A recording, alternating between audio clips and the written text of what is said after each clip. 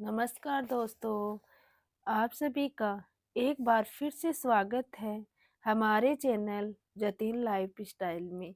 आज सुनते हैं रविवार की प्रदोष व्रत की कथा। एक समय की बात है, किसी गांव में एक ब्राह्मण परिवार रहता था।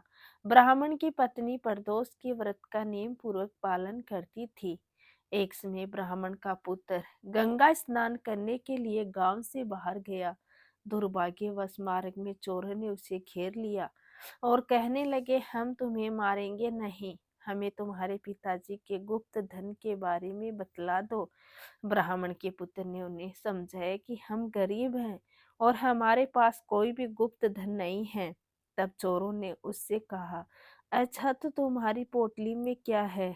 तब उस ब्राह्मण के पुत्र ने कहा कि मेरी माँ ने मेरे लिए रोटियां दी हैं, वहीं इस पोटली में बंधी हैं। यह सुनकर चोरों ने कहा, चलो साथियों, ये तो खुद ही बहुत दुखी मनुष्य हैं, हम किसी और को लूटते हैं। ऐसा कहकर चोर उसे छोड़कर आगे चले गए। तब वह ब्राह्मण का पुत्र वहां से आगे चला और एक नगर में पहुंचा।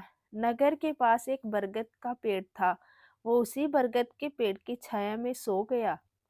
उसी समय उस नगर के सिपाही ही चोरों को खोजते हुए बरगद के वृक्ष के पास पहुंचे और उस लड़के को चोर समझकर बंदी बना लिया और राजा के पास ले गए।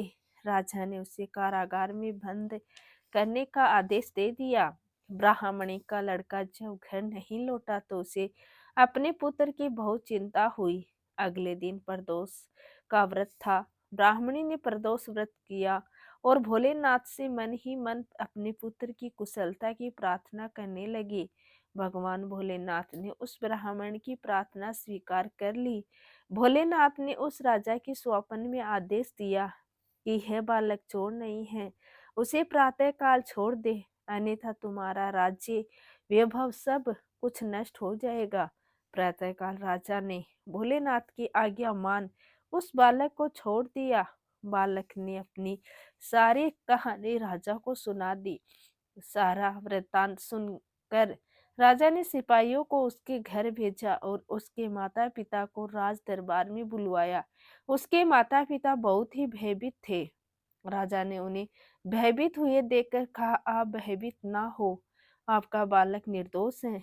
राजा ने ब्राह्मण को 5 गांव दान में दे दिए, जिससे वो सुखपूर्वक अपना जीवन व्यतीत कर सके। इस तरह ब्राह्मण आनंद से रहने लगा। भोलेनाथ की कृपा से उसकी दरिद्रता दूर हो गई।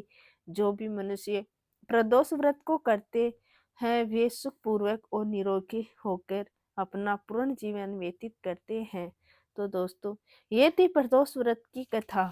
आपको ये कथा कैसी लगी कमेंट करके जरूर बताएं और साथ ही साथ मेरे चैनल जतिन लाइफ स्टाइल को सब्सक्राइब करना ना भूले। धन्यवाद दोस्तों।